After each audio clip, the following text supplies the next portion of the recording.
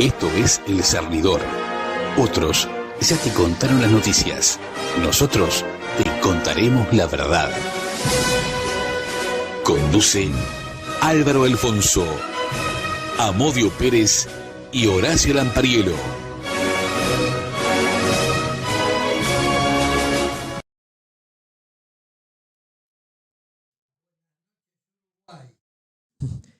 Con la presencia de Álvaro César Alfonso, la ausencia programada de Horacio Mario Lampariello, la asistencia técnica de Javier Caraballo, ¿quién les habla?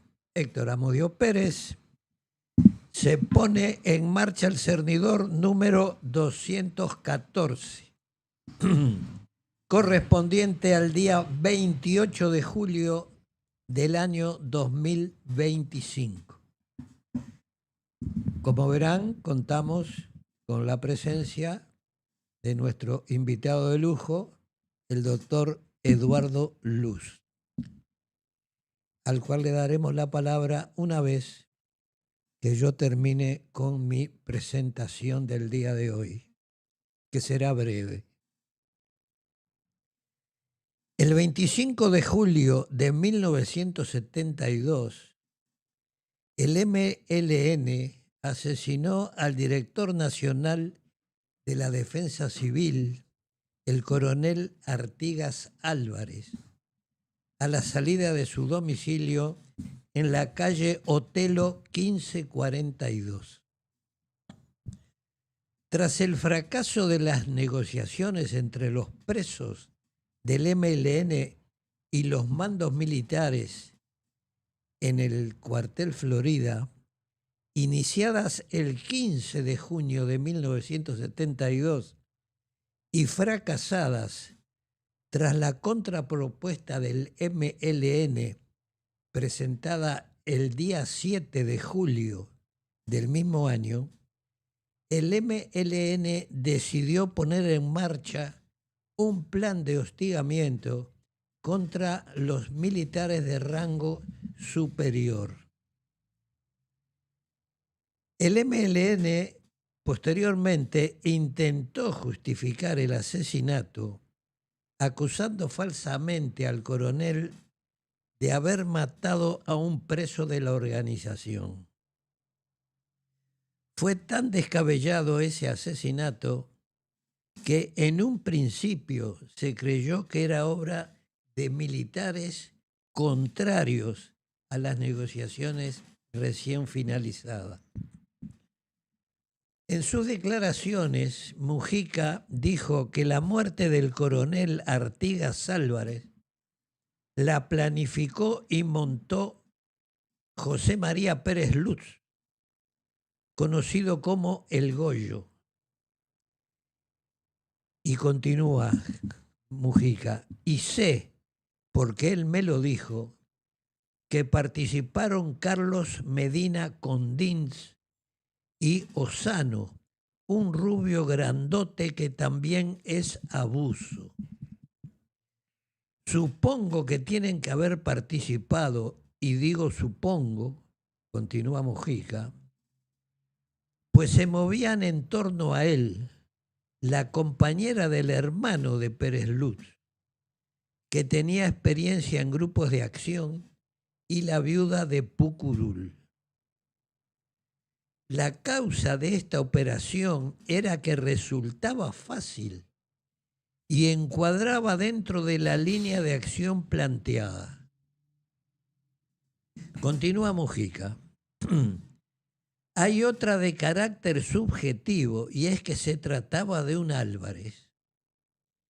Y creo, aunque no me lo dijo, que él creyó que la acción era contra el general y no contra su hermano, ya que la información que recibía no era nada refinada, más bien gruesa y de dudoso origen. Él creyó que también daba un golpe político y le erró feo. Nosotros ni sabíamos que existía el coronel Álvarez, y toda la información que manejábamos era del general, del que se nos decía que era un militar inteligente y que estaría vinculado a la CIA, cosa que después nos enteramos que no era cierto. Ahora bien, durante las conversaciones desarrolladas en el cuartel Florida, se otorgaron inmunidades a los participantes en ella. Uno de los que gozaba de inmunidad era Henry Engler, que al ser confundido con Marenales, motivó la detención de este el 26 de julio en la antigua calle Larrañaga entre General Roletti y Montecasero. Así que, como dije, iba a ser breve, pero no quería dejar pasar estas fechas aprovechando la coincidencia del mes. Así que por hoy voy a suspender el repaso de la historia reciente para que el doctor Eduardo Luz nos ilustre acerca de la actualidad de este gobierno del Frente Amplio. Porque yo dije hace unos días en mi columna de Radio Turística de Salto, perdóname y ya termino, que este gobierno adoptó el estilo Mujica, que es poner en marcha un proyecto sin pensarlo, sin planificarlo, y después sobre la marcha lo vamos arreglando. Y yo creo que es lo que está haciendo este gobierno. Fiel ejemplo del estilo Mujica. Ahí tenemos el caso Arín, el caso Cairo, el caso de la Chacra, el caso del presidente del Instituto de Colonización, el caso Pasaportes, y no sé si no me olvido alguno por ahí. Quería hacer algún comentario de eso. Ese es un acta a José Mujica. Sí, ¿no? es nosotros, del acta de nosotros la publicamos, nosotros la publicamos en el libro Conversaciones secretas entre tupamaros y militares, libro que apareció en el año 2004. Y después, esa información, el teniente general Gregorio Álvarez, cuando fue preso, hizo un reclamo ante la ONU y anexaron esas declaraciones de Mujica. Lo que para Álvarez fue peor, ¿no? Porque se la dieron más, claro, había tocado a esta espadita, pero en realidad son declaraciones de Mujica en las actas, porque anda circulando en las redes sobre el tema de Mariana Mota, que fue nominada para la Institución Nacional de Derechos Humanos, diciendo que no permite que se puedan ver las actas de los principales jefes tupamaros. En realidad no es Mota solamente. Nosotros planteamos en Asprojumi acceder a determinadas actas, eran unas 11 o 15. Es más, fuimos con Horacio una vez, después yo seguí yendo, y fue a través de la jueza que no nos permitió acceder a esas actas. Actas que ya tenían más de 50 años, ¿no? Pero lo que quiero reflejar es que no solo se apunte a Percivales, sino también a los jueces y a los tribunales de apelaciones que le dan el sí a los disparates que escribe Percivales. Yo después tengo algo para leer que es muy breve sobre cuando redacta en los juicios algo que casi siempre pone sobre la historia reciente, asumiendo que la dictadura en Uruguay empezó en 1968, pero lo pone como que es algo natural. Después quiero leer eso. Entonces, bueno, muchas gracias por la invitación. Un gusto estar siempre acá en esta mesa del cernidor. Muchas gracias. Falta el señor Lampariello, pero bueno. Ese señor Osano que nombró ahí en la crónica es el de Pascasio Báez. Sí. Es el mismo. Enrique Osano. O sea que tiene un pasado bastante triste con la historia nacional. ¿no? Participó en 2 crímenes. Tal vez los crímenes son todos crímenes, pero si tuviera que hacer un ranking, son 2 crímenes importantes. El del coronel Álvarez y el de que lo asesinaron delante de su señora y sus hijos, ¿no? Y bueno, el crimen de Pascasio Báez. Está muy bien lo que hace este programa, que es el único que lo hace. Por lo menos hay una enorme cantidad de programas de comunicación. El gran trabajo de investigación que ha hecho Alfonso en sus libros y en sus notas periodísticas. Pero ahora desde hace muchos programas, esto para mí es una especie de editorial, ¿no? Cuando empiezan con esa... Es dar información de la historia real,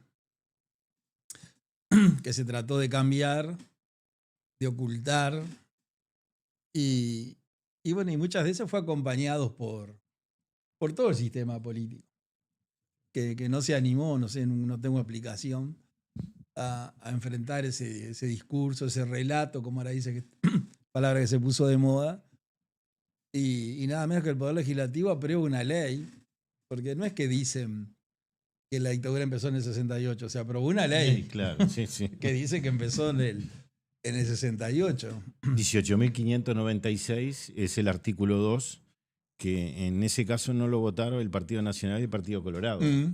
Pero tampoco después hicieron ruido contra eso, ¿no? No, y que se podría haber derogado. Sí, claro. Cuando ahora uno dice por qué la coalición perdió, bueno, hay una enorme cantidad de explicaciones. Cada cual tiene la suya. Pero entre otras, está la cantidad de cosas que se pudieron hacer y que no se hicieron y que no tienen explicación, porque el gobierno anterior, que yo formé parte, pudo haber tomado alguna resolución legislativa porque tenía los votos. Y hoy aspirar a esos cambios legislativos es imposible porque no están los votos. Y antes los votos estaban seguros y además eran cambios legislativos lógicos, ¿no? El golpe fue en el 73, no en el 68. Hubo elecciones en el año 71. Hubo elecciones en el año 71 y la democracia enfrentó la crisis. El Poder Judicial de la democracia. Es decir, los jueces militares que tuvieron competencia luego, un poco antes del golpe con la Ley de Seguridad del Estado, pero el que condenó al 90% de los integrantes del MLN fue el Poder Judicial de la democracia y la policía de la democracia y el ejército de la democracia el que lo enfrentó. Eso no sé por qué cuesta tanto asumirlo. Puede haber un interés económico atrás. Declarando eso hay indemnizaciones a partir del 68. Pero bueno, está muy bien. Para mí está muy bien la parte histórica. Es decir, dar una versión objetiva que nadie puede discutir, porque las fechas son fechas. Claro. Sí. Uruguay no salió campeón del mundo en el 54, salió en el 50, ¿no? Exactamente. Sí, para refrendar lo que usted está diciendo, doctor, quería leer esa parte. Dice, esto es una acusación judicial. Le dice, al respecto resultan muy ilustrativas las expresiones de los historiadores Gerardo Caetano y Jorge Rila. Hacia comienzos de la década del 70 resultaba evidente que la evolución de la política gubernamental, así como el sostenimiento de una situación que se presentaba serios desequilibrios, no podía sino tener un correlato político de la progresiva implantación del autoritarismo, aun cuando la crisis económica social antecedió en casi 2 décadas a la quiebra final de las instituciones en el 73. Ya a partir del 68 podía perfilarse con nitidez la perspectiva dictatorial en el sistema político uruguayo. Sí, sí. Y bueno, y con respecto a este gobierno, porque vamos a pegar un salto, un salto en la historia. La historia es la historia. Y bueno, va a haber, gracias a estos libros que están saliendo, que ustedes están publicando, y hay como un revisionismo un poco más serio ahora que antes. Capaz que el gobierno del Frente Amplio impidió que se hiciera, pero bueno, el gobierno de la coalición republicana algo se hizo. La aparición de Amodio Pérez en la vida pública también fue clave. Y bueno, y todas las publicaciones que están saliendo, que por lo menos cuentan la historia real, sin formar parte de ningún de ninguna de las salas, es la historia real. Y en lo que respecta a este gobierno, bueno, yo un poco confirmo lo que dije ya hace muchos meses. Para saber lo que este gobierno va a hacer, hay que esperar a la ley de presupuesto. El proyecto de presupuesto, que hay plazo para presentarlo hasta el 30 de agosto. Ahora, por noticia de prensa, dice que lo van a presentar antes, alrededor del 15 o el 20, para tener 15 o 10 o 15 días más para negociar las modificaciones al texto. Bueno, y ahí nosotros vamos a saber los 14 ministerios, las empresas públicas, la Universidad de la República y los entes de la enseñanza, que cada uno va a presentar su presupuesto, el Poder Judicial, los órganos constitucionales, el Tribunal de Cuentas, la Corte Electoral, el Tribunal de lo Contencioso. Le va a mandar a la presidencia el paquete y de ahí yo me imagino que se reunirán el ministro de Economía, el presidente, el director del OPP, los secretarios de la presidencia, los copresidentes, como digo yo, y verán cómo reparten la torta.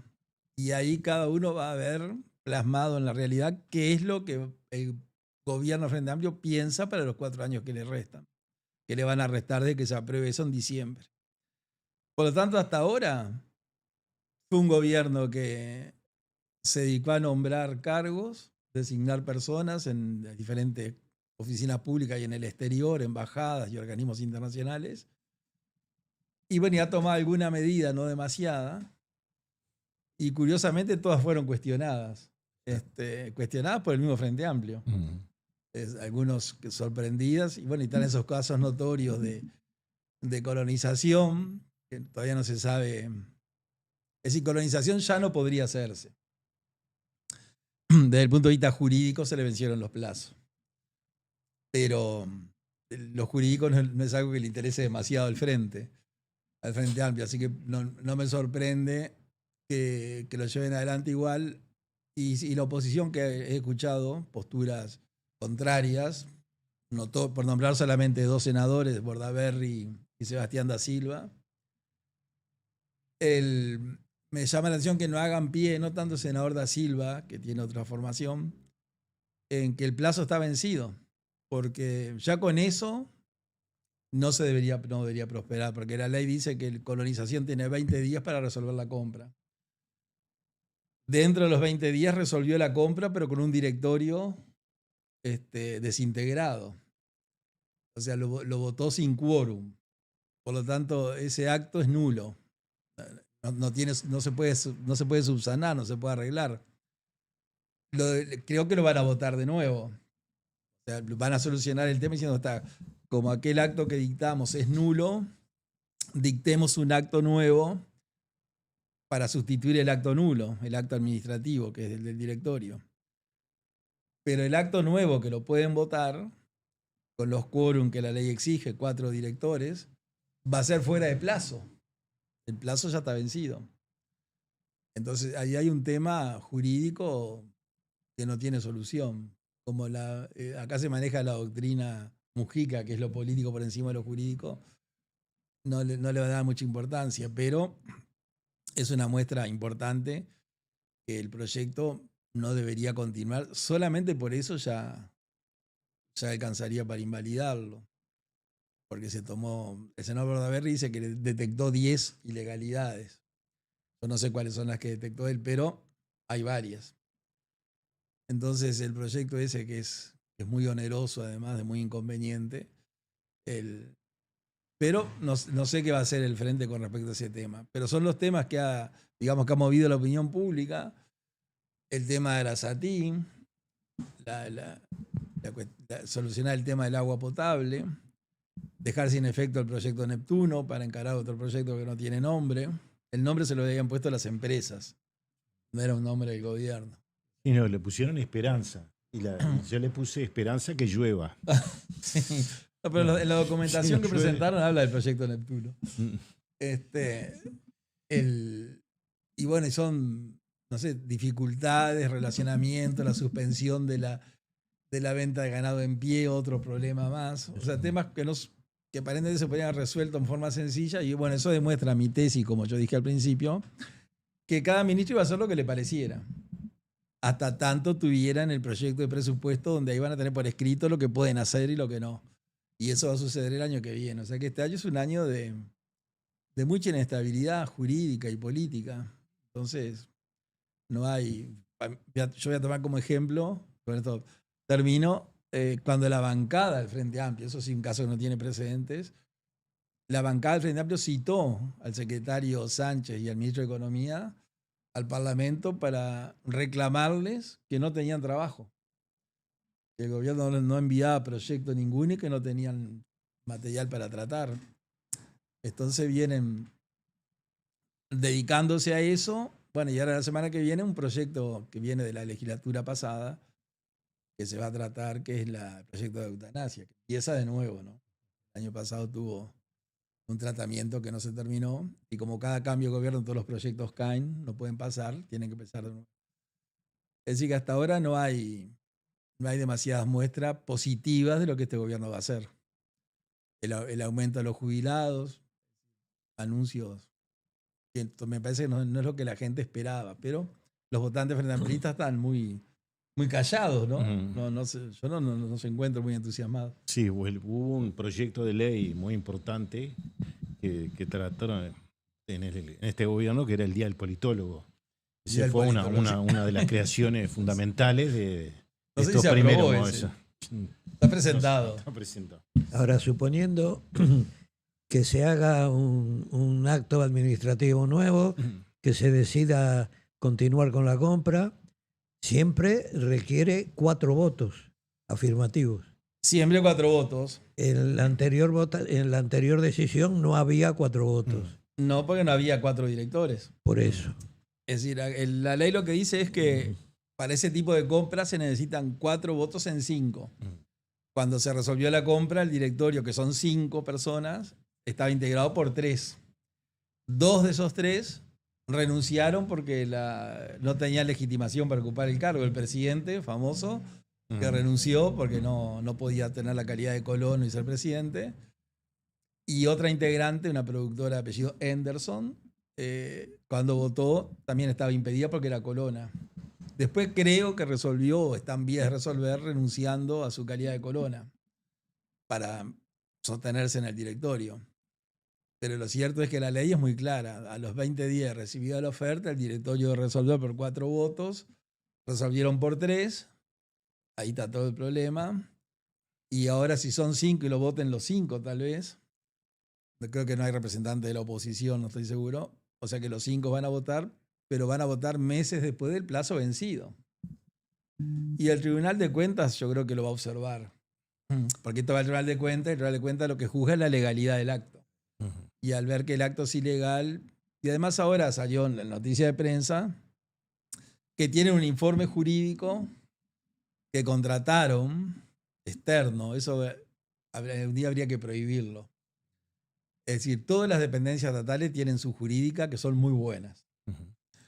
Yo conozco muchas jurídicas del Estado, son realmente buenas y además, aunque no sean buenas, pero son, por estar formado por abogados. Los abogados de UTE hace años que lo único que tratan son temas del energético. Entonces no pueden no saber. Los abogados de OCE también, los abogados de colonización también. O sea que a la larga, si bien en la Facultad de Derecho no hay ninguna especialización, se terminan especializando por la vía de los hechos en el único tema que trabajan años. A mí un día me dijo un director de una jurídica, de un ente autónomo, que cuando el ente autónomo quiere hacer algo que la jurídica no le permite, contratan un abogado externo. Claro. Y el abogado externo le va a decir siempre lo que quiere. Lógico. O sea, nunca le va a dar un informe en contra porque es el abogado de la parte. Eso cobra. Exactamente. Entonces, cuando aparecen informes y se lo respalda la cátedra, lo respaldan tantos abogados, en realidad tienen opiniones de catedráticos o de profesores o de abogados que le hacen un informe a medida. Entonces pienso que eso no va a prosperar y bueno, y después hay que ver, no debería prosperar. Y hay que ver lo que hace el Poder Legislativo, ¿no? Que el Poder Legislativo tiene herramientas. Puede llamar a sala al ministro. Pienso, lo anunciaron que lo van a hacer. No escuché que anunciaran comisiones investigadoras, pero pueden formar perfectamente una comisión investigadora, como se ha hecho en otras veces. Así que yo creo que el Frente Amplio, no sé, lo mejor que podría hacer es decir, por problemas de legalidad lo dejamos sin efecto y con los millones que tienen compran otros campos. Pueden seguir adelante perfectamente. Además tienen campo. Tienen algunas miles de hectáreas sin adjudicar y algunos cientos de colonos esperando la adjudicación. Así que no. Es fruto de la desprolijidad para mí todo esto. Para mí también. No tener un rumbo, como decía Séneca. Para que no tiene rumbo, no importa dónde sopla el viento, ¿no? Cualquier viento es bueno. Y esto es un poco lo que le está pasando. Que llama un poco la atención porque el Frente Amplio es muy profesional en el gobierno. Uno puede no estar de acuerdo, pero los cuadros frente amplistas son muy formados. En este gobierno, en el primer gobierno del presidente Vázquez, en el primero y único del presidente Mujica, en el segundo de Vázquez, se podía disentir, pero tenían gente formada. No sé qué le pasó ahora, que repitiendo muchos de ellos, nos hemos encontrado con decisiones que van en contra de la formación que tienen que tener para tomar esa decisión. El caudillismo. El caudillismo, ¿no? Y por eso los problemas que tienen, que no saben cómo resolverlo. Pero bueno, hay muchos temas que se van a venir y hay que, como dijo aquel, hay que tener paciencia y memoria. Son las dos. Me dice, ¿qué es lo que tiene que tener un político? Le pregunté un día a un político importante. Y me dijo, paciencia y memoria. Son dos. Este gobierno en varios de estos temas, de colonización, con el tema del agua, parece un manicomio. Porque parece un lugar así donde todos hablan y dicen cosas y no le pegan en ninguna. No. Yo le recomendaría al gobierno que a Ortuño le tapen la boca, que no hable más, porque usted decía, doctor, de las consultoras, eso que anda volanteando es una consultora, no es el BID, una consultora para el BID. Claro. Pero las autoridades del BID están de acuerdo con lo que puso la consultora, como que se va a secar el Río de la Plata, ¿no? No tiene absolutamente nada que ver. Lo que sí dijo el BID en el año 20 que había que buscar otra fuente que no fuera el río Santa Lucía. Eso está muy claro, lo leímos en el programa pasado. Y ahora Ortuño anda con eso. Después salió el senador Caggiani a decir que los caños no iban a funcionar. Una cosa que nunca había escuchado en mi vida. Se iban a romper. Sí, que se iban a romper. Lo cierto es que si hay algo que se puede romper y que sí hay un estudio, ese sí que tiene un estudio, es que ¿qué podría pasar si colapsa en algo muy grave la usina de Aguas Corrientes? El costo que tendría. Eso fue un informe del año 2010 y el costo a dólares de hoy sería 2.300 millones de dólares. Un colapso de la usina más otra cosa que no debería pasar nunca, que es la pérdida de vidas. Claro. Eso es un estudio que se hizo y que tampoco lo dicen. Dicen lo que me conviene y hay un detalle que no había salido a luz, que yo no lo había dicho, pero que salió a luz en el directorio del Partido Nacional el pasado 21, lo expresó el expresidente de OCE, Raúl Montero, del tema de ANCAP. Porque no es solo que no podemos tener agua, es que tampoco puede haber combustible. Porque o se le tiene que dar agua y hasta casi de mejor calidad, porque debe ser agua bien fina para trabajar en la refinería, ¿no? ¿Y cómo se solucionó este tema? Y el gobierno, esta es otra de las cosas por las cuales perdió, ¿no? Nunca dio a conocer qué fue que se hizo para solucionar esa situación en medio de la crisis. Pusieron una UPA para potabilizar. Se trajo de otro lugar una UPA grande y se solucionó el tema en el año 2023. Porque cuando asume el gobierno de la calle Pou, ya había sequía. Y si se hubiera seguido gastando la fuente del Paso Severino, se hubiera generado un problema y ya se hubieran quedado sin agua. Después en junio llovió y se acomodó un poco en junio de 2020. Pero la gente no tiene conciencia, y creo que los economistas, por ejemplo, este subsecretario que dijo que ahora no se tensaba la cosa porque habían cambiado el proyecto y ahora Sí. parecía que salía menos, no se da cuenta que si pasa algo, colapsa, si tiene él 2.300 millones de dólares para poner, y esperamos que las vidas humanas no sea ninguna, y un montón de cosas que se esconden, que a la gente le dicen cualquier cosa, como decir que los caños no van a funcionar. Eso Sí, es no tiene demasiado sentido. un disparate grande como una casa. Es raro, un caño podrá no servir, pero funcionar funciona siempre. Sí. No, pero hay un problema también de legalidad. Yo a veces me digo, digamos, a mí mismo, que no sé, los discursos míos, o sea, los aportes pueden ser un poco aburridos, porque siempre terminamos en la legalidad. Pero es que todo nos lleva, o por lo menos eso tiene que ser lo primero. Sí, claro, pero Como decía debe ser así. Me acuerdo que un profesor constitucional de hace muchos años, para resaltar la importancia de la Constitución, decía: los peregrinos utilizan distintos caminos, pero todos terminan en la iglesia. El derecho tiene distintas ramas: derecho laboral, penal, procesal, administrativo, menores, familia, de género, aduana, es decir, tiene muchas vertientes, pero todos terminan en la Constitución, decía él, o nacen de ahí. Y acá el problema que tienen, que para mí está al principio de todo, yo no conozco todos los temas técnicos, no tengo por qué conocerlo, es que el objetivo del gobierno, que está bien, que es tener asegurado el suministro de agua potable, ese es el objetivo, se logra mediante objetos. Para lograr el objetivo hay que tener objetos. Y el objeto puede ser Arasatí, Casupá, esos son objetos para cumplir el objetivo. Están en la Constitución, no está Arasatí, Casupá, pero en la Constitución están los fines. El Estado debe cumplir fines. Para cumplir fines, por ejemplo, que todas las personas tengan acceso a la salud, es un fin. Se plantea cometidos. Bueno, ¿cuáles son los cometidos? Tener una infraestructura de salud para que toda la población acceda a la salud. Esos son los cometidos del Estado. Ahora, ¿cómo se logran los cometidos? Mediante las funciones. Entonces, el Estado tiene la función legislativa, la función ejecutiva, la función jurisdiccional, que lo materializan los cometidos para llegar al fin. Ahora, acá se firmó un contrato con 5 empresas. Sí, a eso quería llegar. Para hacer una obra. Ahí está. Una obra puntual. Que en lo personal yo cuando era legislador estaba en desacuerdo. Estaba en desacuerdo por el costo, porque costaba 300 y se pagaba 900. Me explicaron después por qué era eso.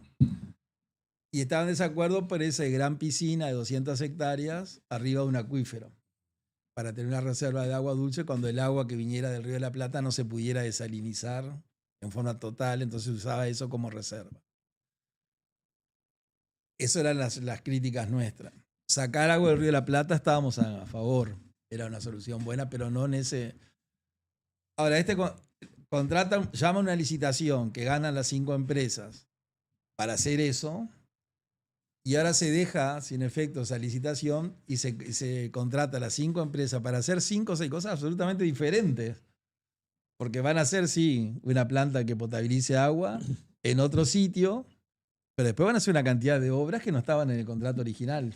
El objetivo del mismo. El objetivo es el mismo, pero el objeto es distinto. Claro, y en los contratos, yo el otro día estaba participando en una mesa ahí, los contratos tienen 4 elementos, no puede faltar ninguno de ellos, que es la capacidad de las partes. O sea, la persona física tiene que tener 18 años de edad y las personas jurídicas, como en este caso la OCE, tienen que tener la personalidad jurídica. El consentimiento de las partes. Si no hay consentimiento, como el caso de colonización, hay un vicio, falta un elemento. La causa de los contratos, que es un tema filosófico que no voy a entrar. Hay gente que dice que los contratos no tienen causa, pero en el Código Civil nuestro, Tristán Narvaja puso las causas. Entonces no vamos a discutir algo que en el Código nuestro existe. Y después el objeto del contrato. Esos 4 elementos: capacidad, consentimiento, causa y objeto.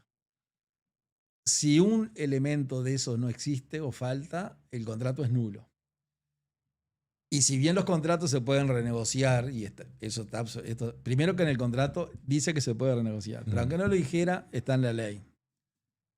Pero usted puede renegociar de forma tal que no cambie ninguno de esos elementos. Se puede modificar algo, pero si usted cambia el objeto, lo cambia, cualquier otra empresa puede decir, no, yo con ese objeto hubiera hecho otra oferta. Y acá yo puedo presumir algo, que la generosidad de los empresarios que aceptaron todos los cambios y la baja del costo puede estar explicada porque yo puedo presumir, todavía no sucedió eso, que a esos empresarios le van a dar la obra de Casupá. Entonces pueden compensar lo que no hacen acá con la otra obra, y ahí estarían empatando la ganancia de la obra original. Que los empresarios están perfectos. El empresario lo que quiere es ganar dinero. Pero está dando por hecho que va a ser el mismo grupo empresarial. Y yo creo que sí, porque en el Uruguay hay dos grupos empresariales que tienen la infraestructura para hacer esas obras. Los que ganaron y uno que perdió. Entonces, en esa futura licitación, si se presentan grupos nacionales, se van a presentar. Porque no hay otra empresa que lo pueda hacer. Hay empresas que pueden construir enormes edificios, que los vemos por todo el Uruguay, la cartelería, pero no pueden construir una obra de esa porque no tienen la estructura, ni la logística, ni el personal. Que la construyan los privados me parece muy bien, porque todas las grandes obras públicas en el mundo las hacen los privados. Que el privado gane dinero me parece muy bien también, porque el privado lo que lo mueve es el dinero. El privado no tiene, y no tiene por qué tener la solidaridad, si no la construirían gratis. Entonces, el fin de lucro que persigue el privado, que es lo que persigue todo el mundo y es lo que mueve la humanidad, en una negociación que dice, le cambiamos el objeto, le bajamos de 300 millones a 200, puede obedecer a dos razones para mí. Primero, que bueno, pero mirá que hacemos Casupá dentro de 2 años. Ya la licitación va a ser en el 26, que se va a terminar el 29. Preséntense a esa, y como hay una comisión de adjudicatarios de las licitaciones que es libre de adjudicar, puede estar la promesa que la adjudiquen esa segunda obra. Y lo otro, que también es una opinión, es que el principal cliente que tienen todas esas empresas es el Estado. Entonces, de pronto, sacrificar algún beneficio inmediato desde el punto de vista financiero o económico en aras de estar bien con el principal cliente. Mantener la cartera. Mantener la cartera. Entonces pero acá yo una vez leí a alguien que dijo, si Uruguay entrara en una guerra, cosa que no va a suceder por suerte, el atacante, el contrincante, no tiene que preocuparse de tirar ningún misil a nadie, a ningún lado. Simplemente una bomba en aguas corrientes. No, puede ser antes, a 38 kilómetros bueno, corriente. Acá, Alfonso, donde pasan la línea de bombeo, se cruzan. ¿Quién es el que más sabe del tema? Claro, no sé, pero el concepto era ese. Claro. Se impactan en el suministro de agua, se terminó la guerra. Sí, ahí está. Doctor, usted sabe que yo tengo la certeza de que los empresarios van a cobrar $100 millones más de lo que estaría toda la obra paga a los 17 años, con todas las obras. Pues si el Frente Amplio hace todas las obras que dice que va a hacer, cosa que no creo que las haga, pero que las va a hacer, ellos dicen que las van a hacer, sí, los empresarios podrían ganar entre 100 y 150 millones de dólares más. Porque la financiación va a ser la misma. Ahora, miren, lo van a pagar en cuota. Usted decía que es bueno que los empresarios ganen dinero, está bien. Sí, ¿no? Sí. Ahora, miren la cabecita del Frente Amplio en este proyecto. El consorcio presentó la propuesta, primero, a través de una ley, presentó una ley de gobierno del doctor Valle. Después, se le dice, bueno, sí, muy bien, haga el estudio de impacto ambiental, ¿no? $2 millones. Bárbaro. Hasta ahí toda la empresa. Tercero, después tiene que ganar, más allá que le dan un puntaje superior, sí, para obtener, porque de acuerdo a todo lo que hizo, ahí está. Y entonces después, ¿qué quiere el Frente Amplio? Después le tiene que ganar, es lo tercero. Y después viene el Frente Amplio y dice, no, pero ahora cóbrame menos, ¿no? Sí. Parece medio ridículo, ¿no? Sí, cierto. Ahí está. Y entonces, cuando ellos dicen, no, porque hicimos una rebaja, 200 millones, son 600, porque la financiación va a ser la misma, Claro. porque es una planta. Si Ruibal dice que la misma planta, es la misma planta, ¿no? Sí. Ahí tenemos 600. Casupá no la hace con 100. A eso va a salir como 300. Y tiene que hacer otras obras accesorias, y cuente, y pasa los 1.000 millones de dólares. Sí. Y esto se hace en 27 meses. Y estimo que quienes lo votaron no están haciendo lo que deben políticamente. Porque este es un partido político. No es acá no es un tema de plata ni nada. Acá hay un juego político que ni el Partido Nacional, ni el Partido Colorado, ni el Partido Independiente, no sé qué Cabildo ahora, no hacen. Es decir, el Frente Amplio hizo todo lo posible, utilizó todos los instrumentos, hasta utilizó la justicia para correr, que no pudiera empezar la obra en este gobierno. Sí. ¿No? La extendió todo lo posible. Claro. Y ahora, lo que deberían hacer blancos, colorados, el Partido Independiente, es decir que se haga la obra, hay un contrato firmado que se haga y que no se haga lo otro. Y tienen que utilizarlo eso políticamente, de salir a hablar y convencer, porque hay algo que convenció a la gente. Y que si yo hice un análisis de todas las redes sociales, estuve mirando, sacando apuntes, todo lo demás, y hay algo que entró en la cabeza de la gente.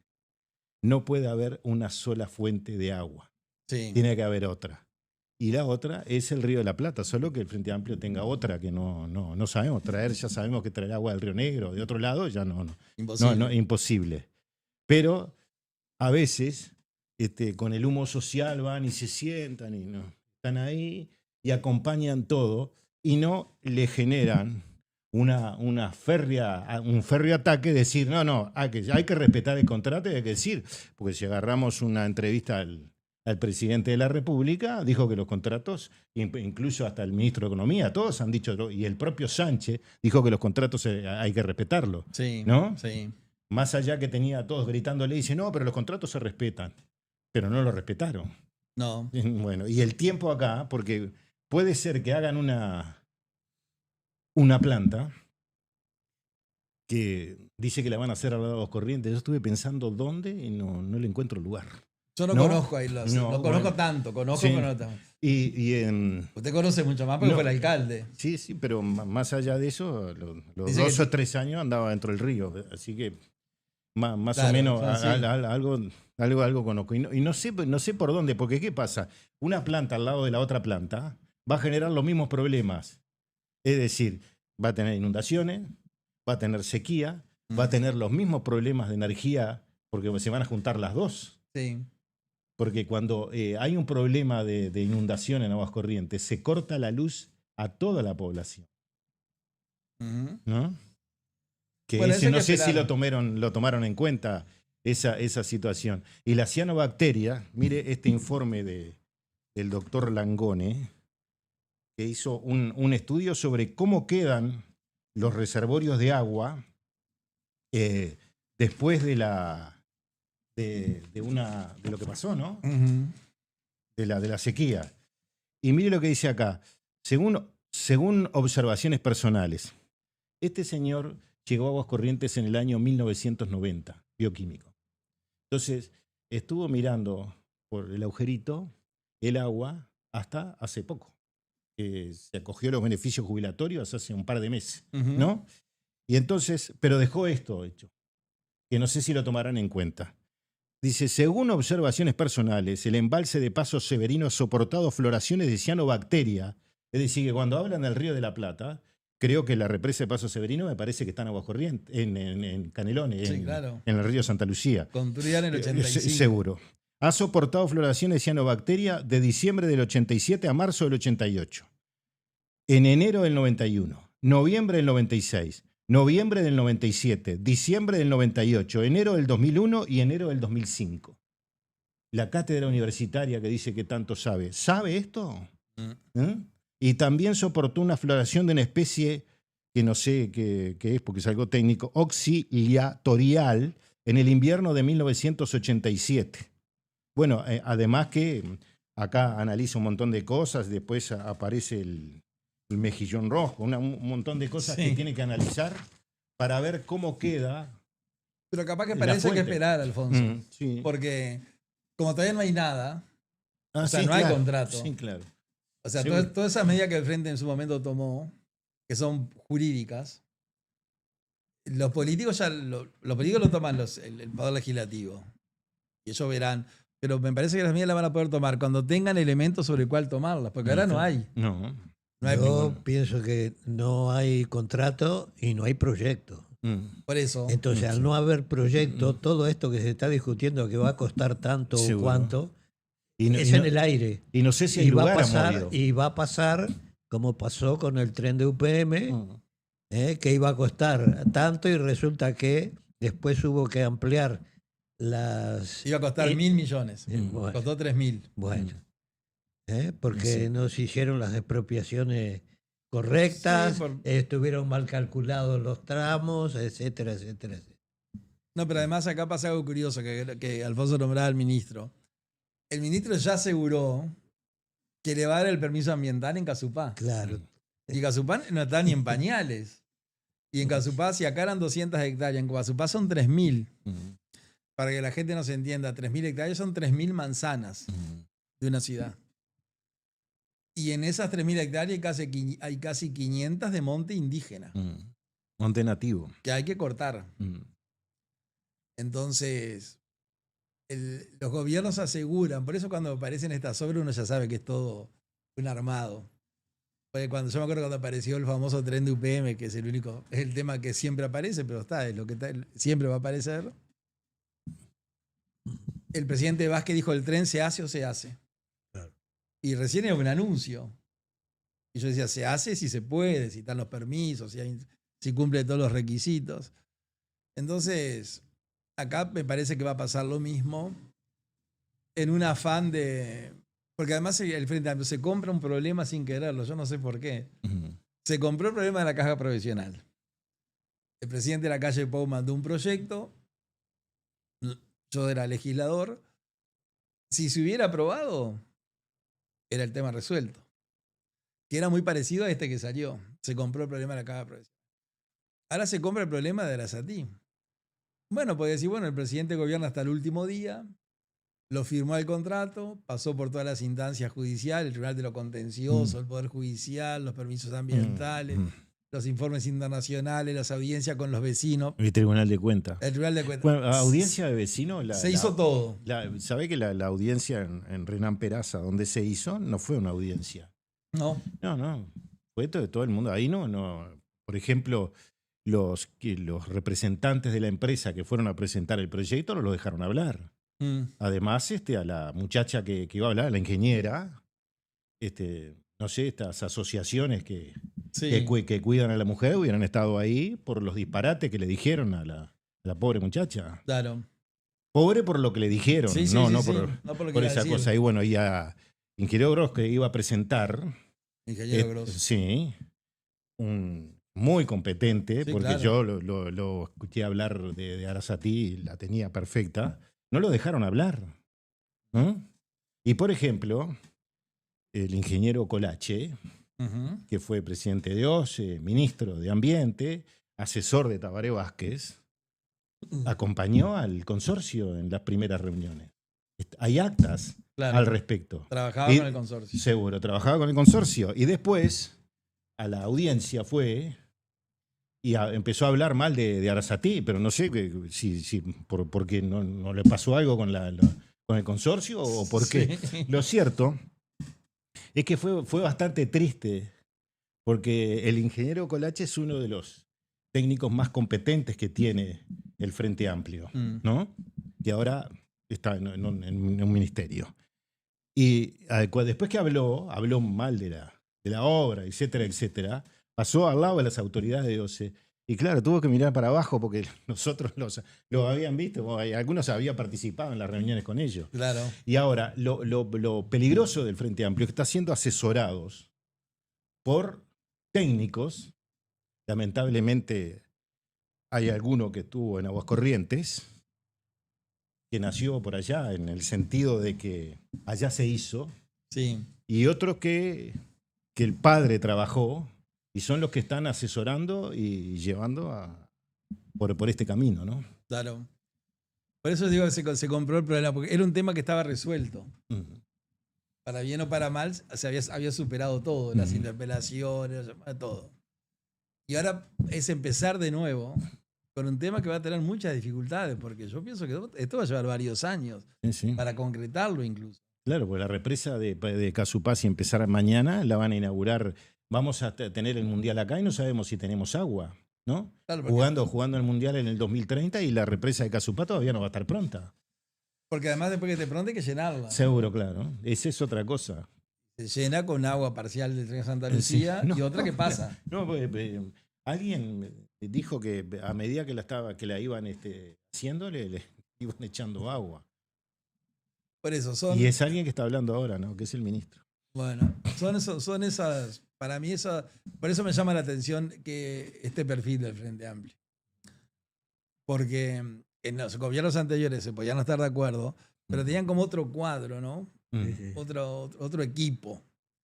Y ahora eso no se está viendo. No sé si la ciudadanía lo ve. Yo, honestamente, claramente, siempre no voté al Frente Amplio, ni lo pienso votar, pero tengo una enorme cantidad de amigos, incluso familiares, que votan al Frente Amplio. Pero desde hace meses no hablan de estos temas. Es decir, yo creo que, no sé, que los van a seguir votando, pero hay como me parece que está como una desilusión de estos primeros meses, que son muy pocos, ¿no? Asumieron el mes 3 y estamos en el mes 7. Se han pasado 4 meses. Todavía le quedan muchos meses por delante. Pero esos primeros meses sirven de muestra. Y para mí las señales no han sido buenas. El lado positivo, que es lo que yo pensé que iban a hacer en estos meses, hasta que llegara el presupuesto, era presentar proyectos para derogar artículos de la LUC. Y no presentaron ninguno. Es decir, todo el referéndum contra la LUC, que costó millones de dólares y tiempo y de todo, los 133 artículos, por suerte para nosotros, no se tocó nada. Ahí se podía haber mandado los proyectos de ley. Bueno, derógase el allanamiento así, derógase el piquete, derógase la provisión de la huelga, derógase las adopciones facilitadas, derógase los contratos de arrendamiento sin garantía, derógase la libertad cambiaria, la libertad financiera. Vamos a derogar todo lo que llevamos al referéndum. Y no se presentó ni un proyecto al respecto. Entonces, eso creo que el Frente Amplio, yo siempre he sostenido que el Frente Amplio gobierna con las leyes de la oposición. de los partidos de la oposición. Claro, las cinco leyes, ¿no? Claro, que son. Y después habla contra ellas. Pero cuando está en el gobierno las utiliza. Sí. Y eso es lo que viene haciendo ahora. Eso para el Uruguay es bueno. Porque la LUC para mí tiene una cantidad de soluciones muy buenas. Algunas que luego se vieron que no eran tan buenas, pero muy pocas. La famosa prisión efectiva a quien ingrese droga a las cárceles, que en su momento pareció bueno. Después nos dimos cuenta que gente con muchos kilos de droga no está presa y personas con unos pocos gramos, como la llevaron a la cárcel, están presas. Eso, la experiencia, eso se podía cambiar. Pero eso no se ha tocado. Y eso habla, no sé si no lo tocaron porque no tienen asegurados los votos en la Cámara de Diputados, pero tampoco los he escuchado hablar de. Y los grandes temas, los buques insignias del Frente, que era combatir la inseguridad, la pobreza infantil, de eso no se habla más. Yo creo que no esperaban ganar. Puede ser, sí, que no esperaban ganar. Porque si hubieran esperado ganar, hubieran tenido un plan arrollador de trabajo. Sí. Es decir, vamos a demostrar que somos mejores, que somos los adalides de la justicia social, de la igualdad, de la de libertad, de todo eso. Sí. Y hubieran entrado, yo creo que el triunfo los agarró por sorpresa Sí, sí. y están improvisando. Ahora, 4 meses es mucho tiempo. Como para un agarró por gobierno. sorpresa a la coalición Para un perder. gobierno. Sí. Mm. Estamos Sí, sí. claro. Claro, porque si uno hacía un razonamiento, yo lo hice en su momento. Cuando había gente que me preguntaba, ¿qué te parece cómo serán las elecciones? Y yo decía, si se da la lógica, gana la coalición. Mm. Si se da la lógica. Mm. Pero si no se da la lógica, pierde. Y había fundamento para sostener eso. Mm. Que eran los números, que no se discutían. Mm.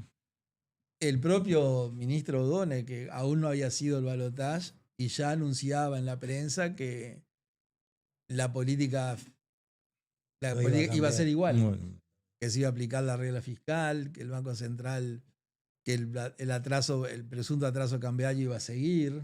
Es decir, que ya si la principal figura anunciaba lo mismo y los números le daban y las encuestas, el presidente tenía aprobación. El presidente, no el partido, sí, pero el presidente tenía aprobación. Entonces, y si en octubre se ganó por 80.000 votos, uno dijo, está, 27 días después no puede haber 100.000 votos en contra. Claro. Sí, sí. ¿No? Mm. Pero bueno, para mí es la primera elección que no se da la lógica. Todas las otras se dio la lógica. Desde que yo tengo memoria, que yo voté por primera vez en el 85. En realidad la primera vez que voté fue en el plebiscito del 80, pero como un acto electoral el 85. Y ahí la lógica era que ganara el presidente Sanguinetti. Había ganado Adolfo Suárez en España, Alfonsín en Brasil, En Argentina. en la Argentina, pero Sí. Frei en Chile, o sea, eran presidentes de la transición. Sí. Este, En Brasil, Tancredo Neves falleció y Sarney enseguida. claro, que estuvo un mes, no asumió Tancredo. Sí, no, Tancredo no asumió. Ganó sí. Mm. Pero eran todos presidentes de la transición entre una dictadura y una democracia. En España era el ejemplo, ¿no? Ganó Suárez y pasó un tiempo hasta que ganó Felipe González. O sea que siempre ha sido la lógica. Después de Sanguinetti ganó el presidente de la calle, después repitió Sanguinetti, después ya Jorge Valle con un perfil distinto, después el presidente Vázquez, y ahora, entonces se está dando la lógica, confirmada desde tantos actos electorales, pero la aplicación de Amodio es muy buena. No esperaban ganar, y con tanta amplitud. Entonces lo tomó un poco desprevenido y le está llevando todos estos meses a armarla. Y algo más que, ya que puedo hablar de filosofía con... Sí, claro. No, no pretendo, pero el razonamiento apunta ahí. El presidente no es el jefe del partido. Históricamente, más o menos, si no era el jefe, se estaba por poner de jefe del partido. Es cierto. El último que no fue jefe fue Bordaberry. Sí. ¿No? Y ahora pasa lo mismo. Entonces, cuando Amodio dice que los ministros hacen lo que quieren, a Bordaberry le intentaron hacer muchas veces lo que querían. Sí. Porque no los ministros, sino el propio partido, porque no le había otorgado los cargos milimétricamente, como decía, no le había dado el porcentaje correspondiente, y entonces ese reclamo de cargos provocó que no le generara a Bordaberry, no lo quería nadie, ¿no? Sí. Eso es así como presidente. Después él lo dejó colgado del pincel a todo el sistema político, arregló con los militares y adiós, ¿no? Se largó por cuenta propia. Ahí está. Y ahora pasa lo mismo. Orsi no es el jefe del partido. No. Y además no fuerza cosas como si la forzaba Bordaberry con los militares. Sí, claro. Porque, por ejemplo, una anécdota. Un día aparece el comandante de la Fuerza Aérea, Dante Palladini. Bordaberry quería cambiar al ministro de Economía. Pero si proponía a Amodio Pérez, no, enseguida los militares iban a decir que no, porque lo proponía él. Entonces apareció Dante Palladini y le dijo, le dejo un nombre ahí para ministro de Economía. Ah, bueno, muy bien, general, muy bien. Muchas gracias, después lo vemos, ¿no? Bueno, entonces, ¿quién era el nombre? Beck Villegas. Alejandro B. Villegas, que reiteradamente casi semanal le hacía informes a Bordaberry sobre lo que estaba pasando en la economía. Y que terminó siendo ministro. Y terminó siendo ministro porque dijo, sí, el Paladín, y le dijo a los otros dos comandantes, me trajo el nombre de Beck Villegas, no sé, ¿a ustedes les parece? No sé, dice, a mí me parece bien. Y ahí es que Beck Villegas terminó siendo ministro de Economía.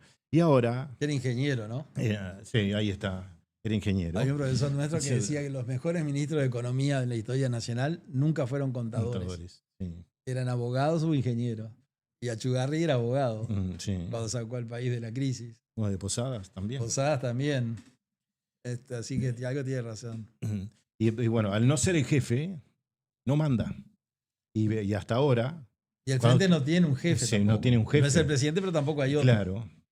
Es así. Sí, pero Mujica ya dejó señalado que el Delfín era el Pacha. Claro. Y ese puede ser un problema interno muy serio. Muy serio, sí. Porque ¿quién le va a cuestionar al Delfín, al señalado por el líder? Sí. Es difícil en la interna eso. No, el próximo candidato va a ser Alejandro Sánchez. Por eso mismo. Primero que el MPP es más de la mitad del frente, electoralmente. Sí. Y después que Mujica ya dijo tiene que ser él. Claro. Así que nosotros ya sabemos, ya hay dos candidatos que sabemos para el 29. Lacalle Pou y Sánchez. Eso me parece que ya se puede anunciar de ahora. Faltan los otros. Y me faltaba algo. Y eso es muy peligroso que el presidente no sea el jefe de partido, porque no tiene espalda. Muchas veces hay que tener espalda, ¿no? Cuando está ejerciendo la presidencia de la República, porque cuando se arman los líos, y usted sabe bien porque fue legislador, y cuando el lío llega a usted, mira para atrás y no hay nadie, ¿no? Sí. No hay nadie que le diga, ya no, a mí me parece que tendrías que hacer tal cosa o tal otra. Ya le dijeron todas las cosas y tiene que tomar una decisión. Y lo que no toma Orsi son decisiones. Sí. Esa figura sería... Eso está en la Constitución, aunque parezca mentira.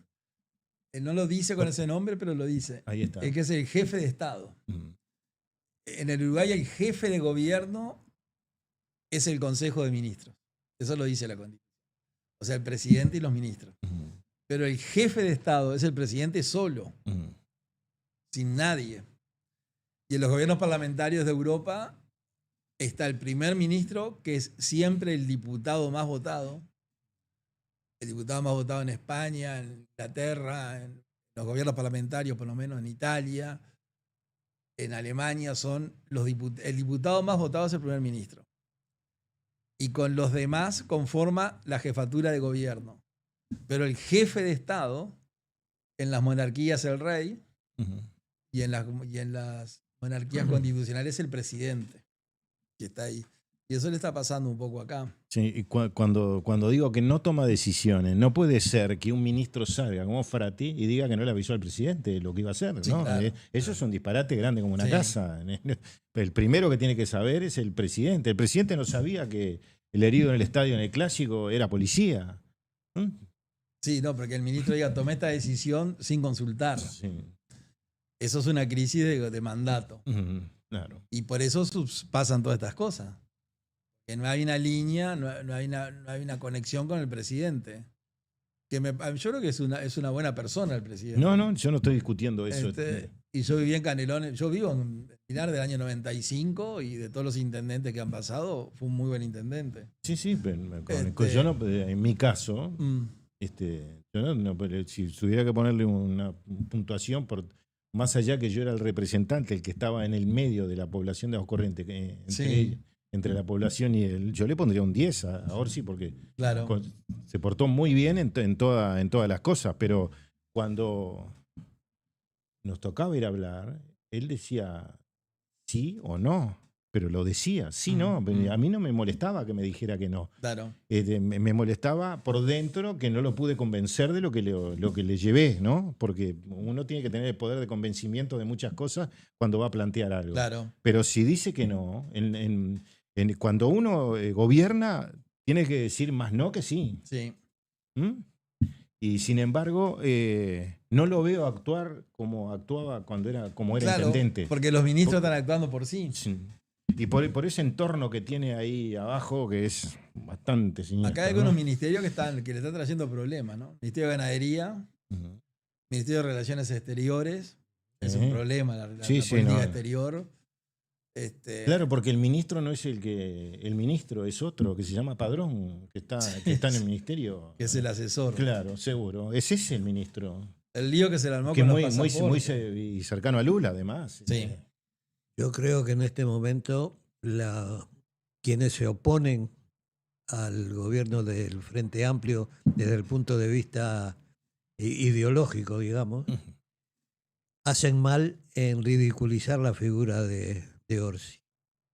Porque Orsi lo que necesita en este momento es apoyo. Sí. Porque creo yo que la situación que debe estar...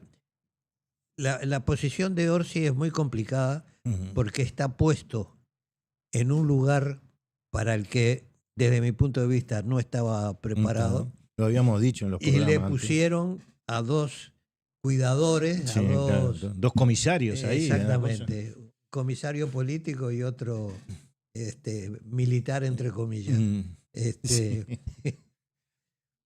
Entonces, creo que la figura del presidente del gobierno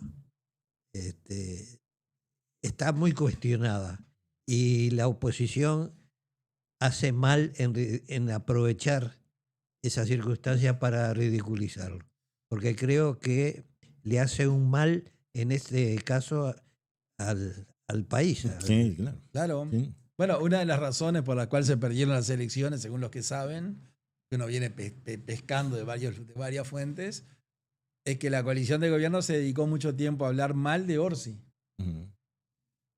O sea, perdimos. Yo nunca hablé mal de Orsi, pero ya que estaba en la coalición me voy a incluir. Perdimos muchos minutos hablando de Orsi como persona, cuando eso no, al final, porque la gente simpatiza con el perseguido. Sí. ¿No? El héroe de la tragedia griega. La historia del Partido Nacional, que si bien es el partido importante, mucha gente tiene esa simpatía porque la historia del Partido Nacional es la historia del que siempre perdió. Nunca derrotado, como dijo Wilson. ¿Derrotados nosotros? ¿No? Cuando el periodista le preguntó ¿a qué atribuye la causa de la derrota? Y él le dice, ¿derrotados nosotros? Y lo dijo en el discurso, ¿no? En el discurso en la Explanada también. Pero siempre perdió. Perdió ganando. Timoteo Aparicio Saravia, Diego Lama, Leandro Gómez, Oribe. Perdieron. Pero luego de su muerte vino la reforma. Y de acá pasó lo mismo. Y yo pienso que la oposición hace mal en hablar mal no apoyar al presidente. Porque se plantean problemas. Yo lo que estoy así un poco sorprendido es que como que se busca el problema. ¿No? El problema de los pasaportes. Yo, por ejemplo, a mí se me venció el pasaporte y yo tengo un pasaporte de los que no voy a poder viajar a algunos países.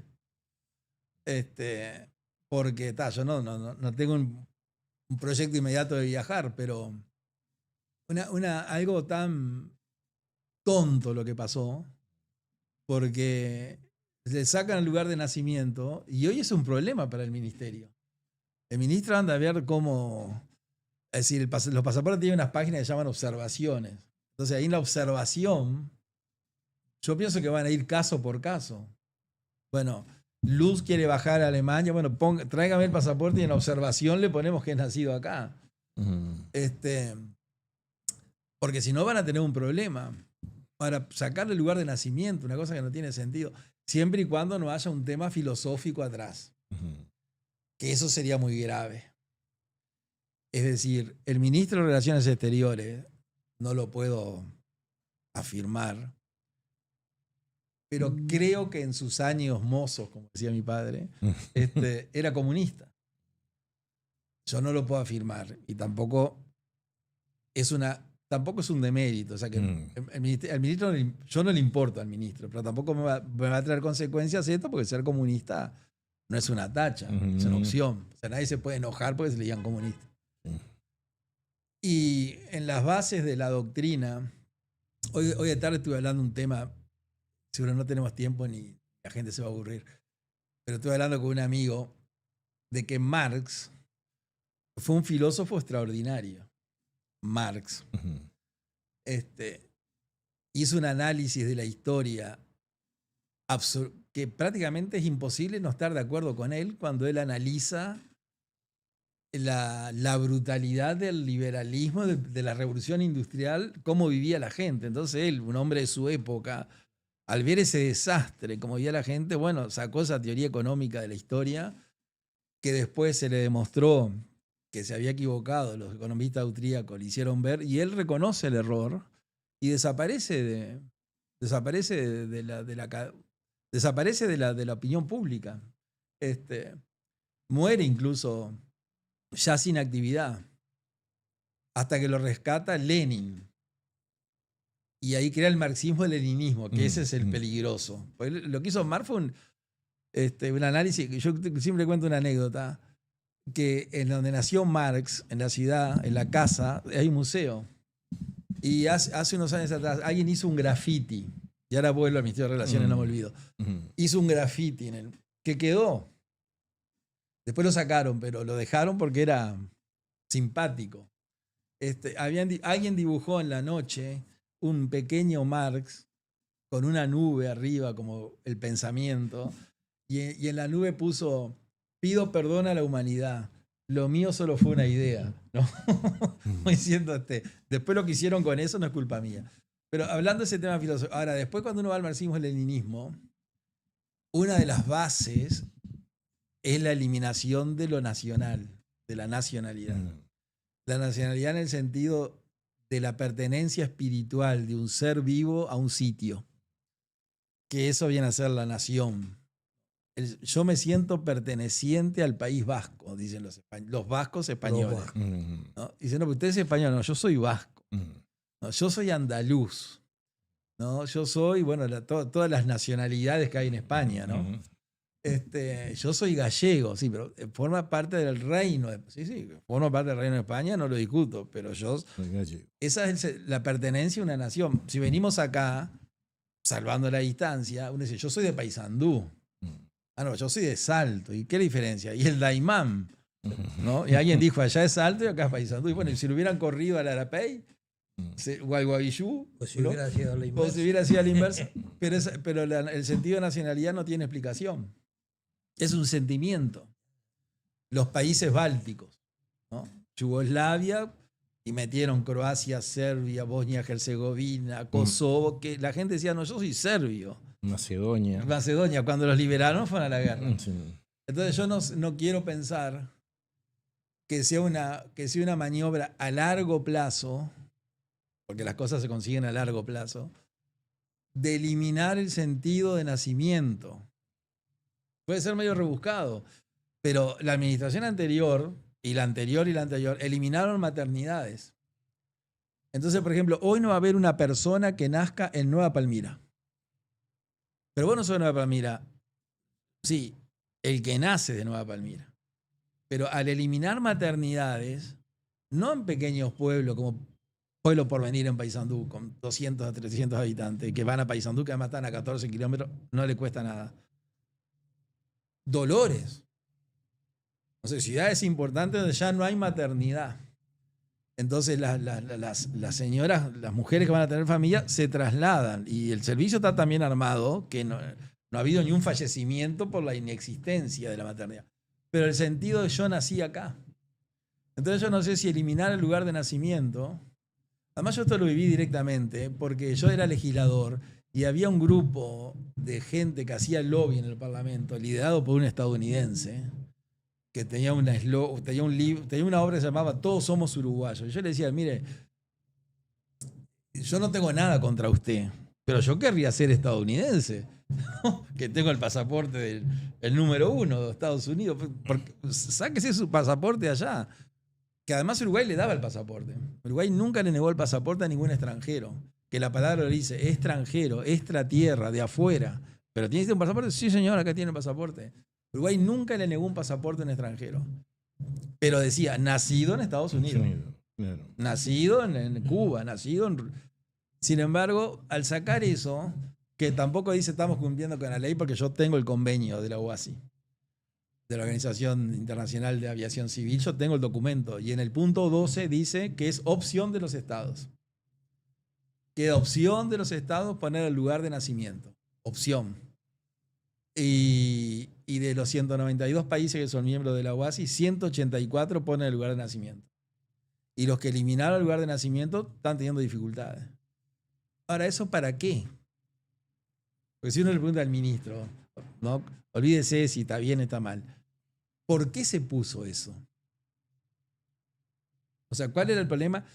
No porque los 15.000 extranjeros que tienen pasaportes uruguayos contra los 3 millones de uruguayos que tienen pasaporte uruguayo, a esos 15.000 extranjeros, los países a los cuales viajaban le hacían ver que el pasaporte era uruguayo, pero el lugar de nacimiento era Irán, o Israel, o Yemen, que nosotros le damos el pasaporte a los iraníes, a los israelitas y a los yemenitas. Pero ese país no quiere que entre un iraní. Entonces, para resolverle el tema 15.000, nos llevaron al riesgo a 3 millones. Una cosa que no tiene sentido, que además yo digo, como son extranjeros, no hay ningún caso que no sea extranjero, son potencialmente electores del Frente Amplio. Porque yo les resuelvo la vida. Pero además no es un tema político, ni es un tema de opinión, es un tema constitucional. La Constitución uruguaya no permite nacionalizar a nadie. ¿Estará bien o estará mal? Bueno, es lo que está. Nunca nadie propuso reformarla y Uruguay tuvo un problema con la FIFA hasta que la FIFA admitió que para Uruguay nacionalidad y ciudadanía era lo mismo. Entonces nosotros